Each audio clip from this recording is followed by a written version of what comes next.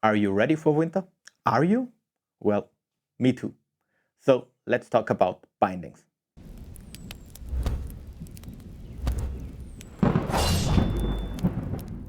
Hey guys, welcome to the High Ground. My name is Fabio, and today I'd like to talk about bindings for ski touring, more specifically, pin bindings. Maybe a little bit on my background. I spent a considerable time of my life on ski during the preparation for the Swiss mountain guide exam. I had to do a lot of skiing. I came up to 100 to 120 skiing days every season. And I tested a lot of different bindings and I actually use a lot of different bindings in different situations. And today I'd like to talk about this topic with you and share some of the experiences I had with those bindings. Now, to have a little bit of structure in this video, we will start with the lightest binding and go on to the heaviest one. That is purely related to weight. It doesn't actually have to do with the holding strength, although this is of course related to the bulkiness of the binding, but we will get to that a little bit later. Before we start with the pin binding, a few words on frame bindings.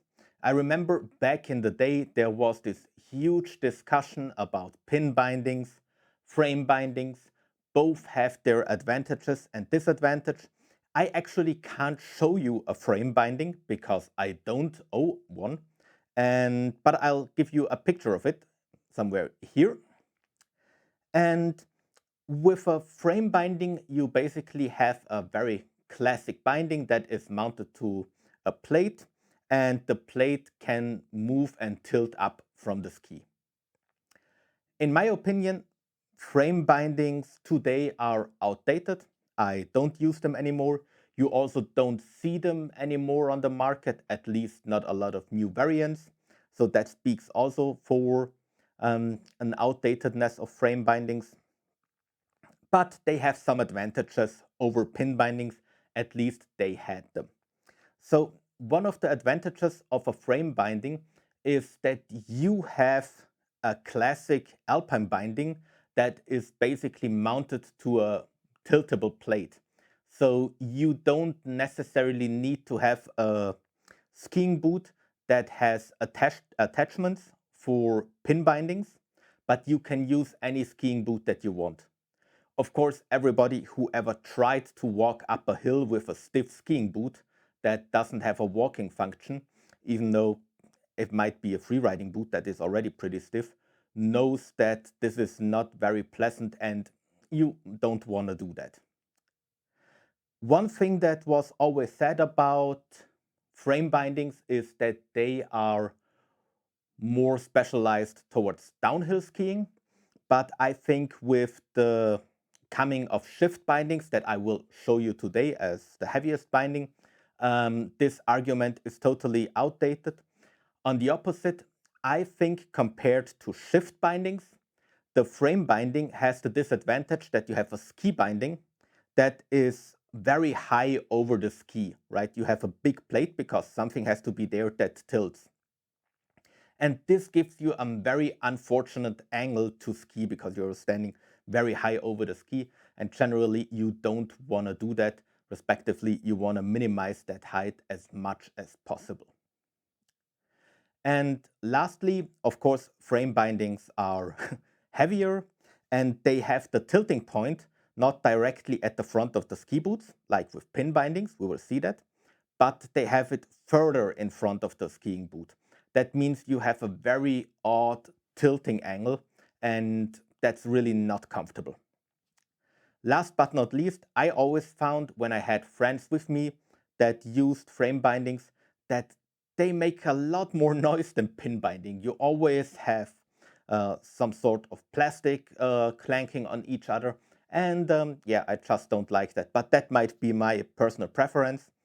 All the other things are just facts about frame bindings and why I don't consider them as, yeah, a valid option anymore. I mean, if you have them and you still want to use them, be my guest, but I would not recommend to buy frame bindings anymore. As said, we will move from the lightest pin binding to the heaviest pin binding. That means we will look at pure pin binding with a pin front and pin back first. Then we will look at combined bindings with a pin binding and an alpine back. And then in the end, we will look at actual shift bindings that are a hybrid that have both properties, but I'll show you how that looks. Now, before we start going into the bindings itself, I want to explain a few words or things that you might hear. First of all, this is a ski touring boot, and it has a walking mode and a skiing mode. I can activate the skiing mode by just having this lever down here, but there are also boots that have more complex systems. If I pull that up, I have a lot more movement in this boot, and if I pull it down, it's much stiffer. Here at the front, you have the attachments for the pin binding. The pin will just clip in, and we also have a standard front here and a standard front here, but we also have an attachment for pin bindings here in the heel. Now, the flex of a boot, and there is much more to that, but flex is a metric for stiffness. Now, it's not a normed metric, so every manufacturer has a little bit different values, but overall they're in the same ballpark. Now, this is the Maestrale RS from Scarpa. It's a downhill oriented ski touring boot. It's not a freeride boot yet. It has a flex of 120. I also have the standard Maestrale, which is more uphill oriented, which only has a flex of 90, so it is much softer. I also have proper free riding boots. They also have this uphill walking function, but they even have a flex of 150 to 160. So you can see the higher the flex, the stiffer the boot, the more force from your legs are you able to transfer onto your skis more easily, right? It can be done with a soft boot, but it's much easier with a boot with a little bit more flex. And that's already anything about boots. I don't want to go further into that. I just want to show it to you at least once. Another expression that you might hear is the Z value or Z value of your binding. It's basically how strong the binding is holding onto your skiing boot. And at a certain point, to avoid injuries, you want a binding to open. That shouldn't happen too early, because then you will lose the ski, especially when you ski on hard slopes, on very icy terrain with a lot of bumps in there. But you also don't want it to be too hard, because if you have too high of a Z value, then the ski will cling on to your skiing boot, and you will have much more torque when you fall, and that's obviously bad for your knees, for your joints, or for your bones. So this is the Z value. You can adjust it on some bindings, and this is why we talk about it, because we will have a look at that connected to the bindings. You can do the adjustment of the Z value or the Z value yourself, but you should know what you do, and you should still have your ski in a service. At least my recommendation would be at the beginning of the season, to just make sure that the release function of the binding works properly, right? Afterwards, if you have different skiing boots like I have to adjust the Z value, because it's also related to the length of the skiing boot, etc. But that might be a topic for another video. Okay, let's start with my lightest binding. I don't want to give you any brand names. I mean, I can. Maybe it's useful for you. So this is a Kastle binding. It's an Austrian manufacturer. And this is a very lightweight binding. You can see we have a fairly lightweight front and a pin back here. It's a quite small back. You can see that it's not super massive. It just works by stepping in with the skiing boot here in the front. Then those pins will close on the skiing boot. and then you step down on the back, and then you're in there. If you don't, or if you want to ascend, you just turn it away, and then there is nothing holding on to your heel, and you can walk upwards. Of course, you need skins on your ski, right?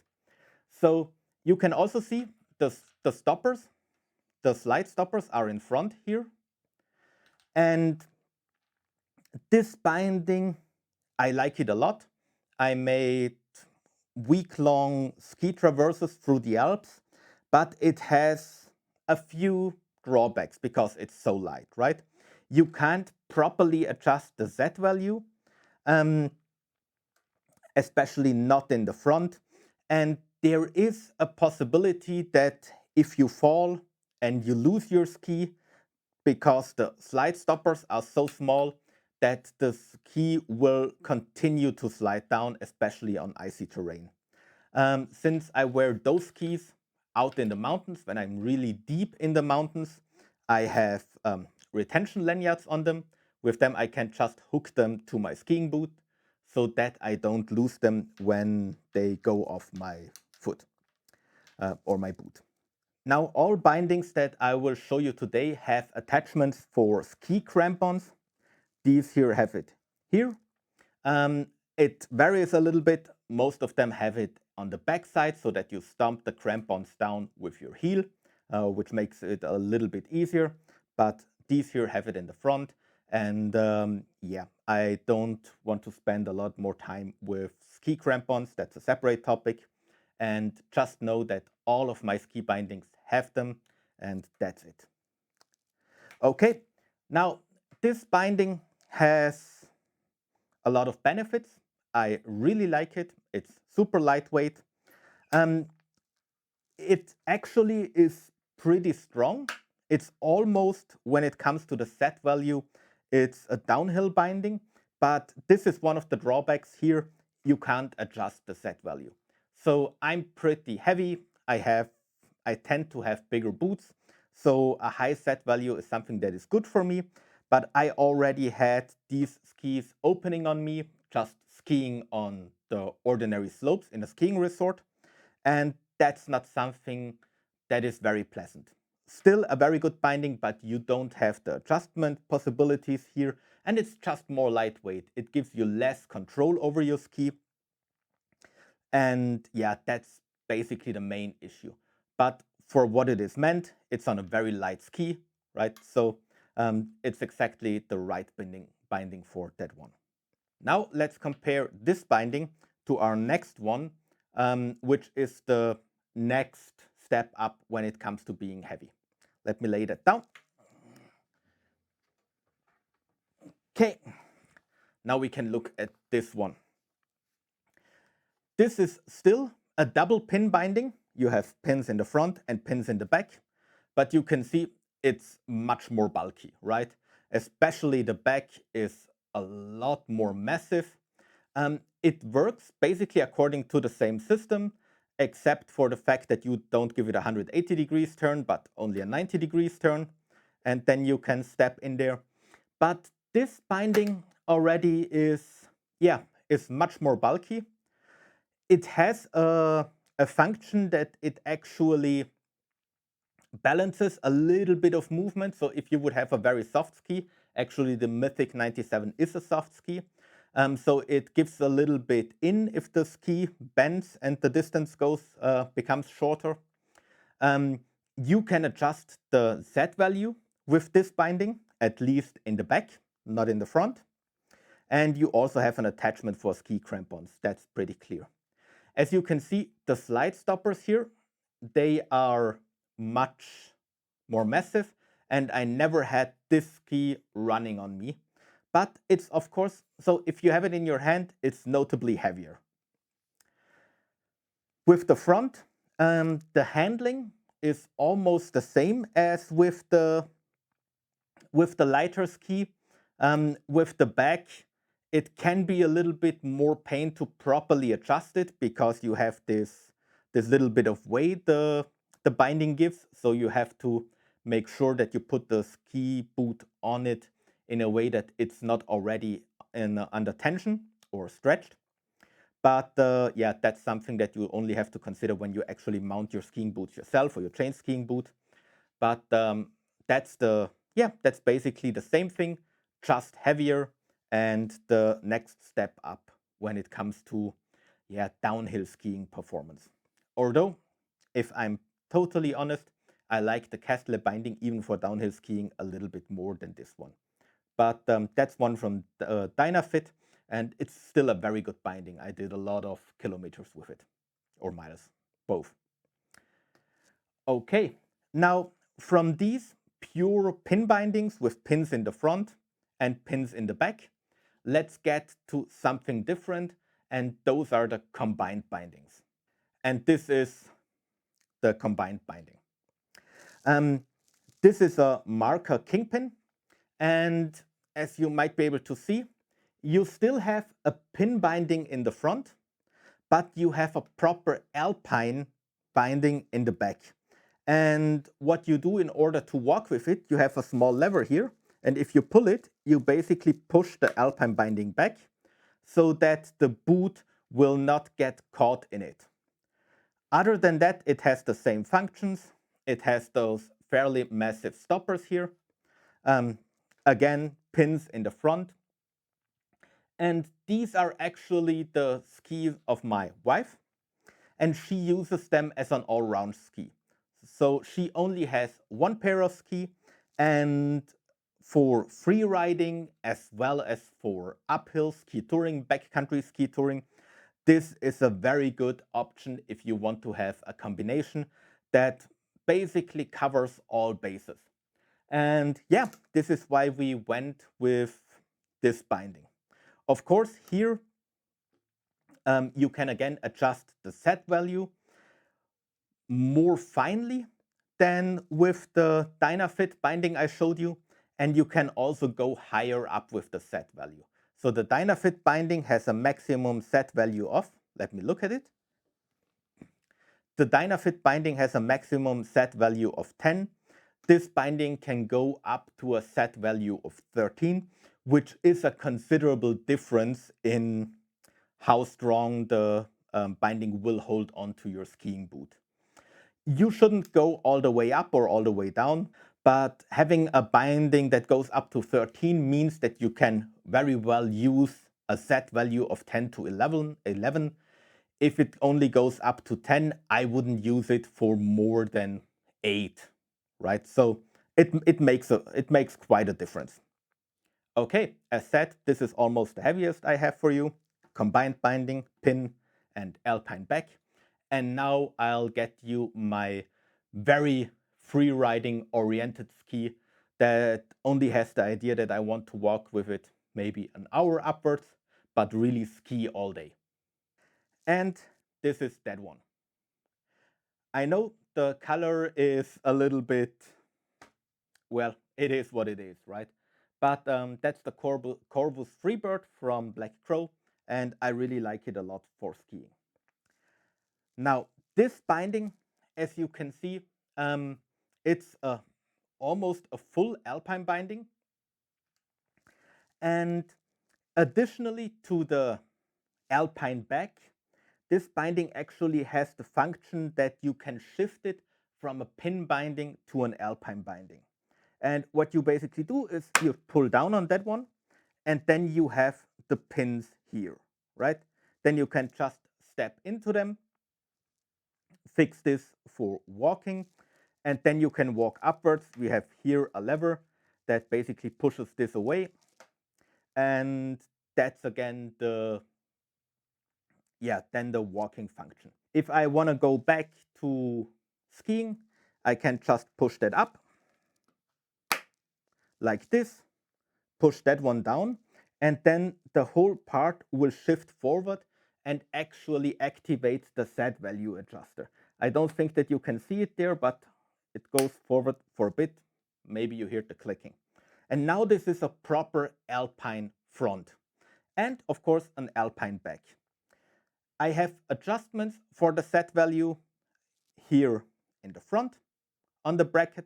And this is a system that we know from alpine skiing, right? Where you adjust with the front because that's also where the torque goes. Um, all the other things, length adjustment, etc., is also available in the back. And of course, massive slide protection. I can use this with my free riding boots. I can use this with my ski touring boots.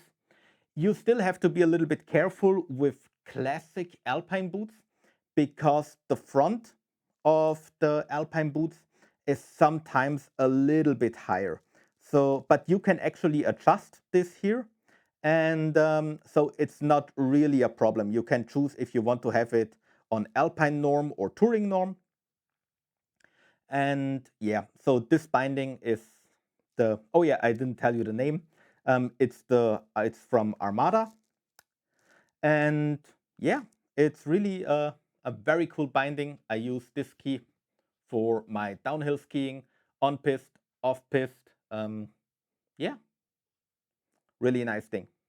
Okay, so much for the different types of binding, ordered according to their heaviness, bulkiness, strength, and a little bit of their function.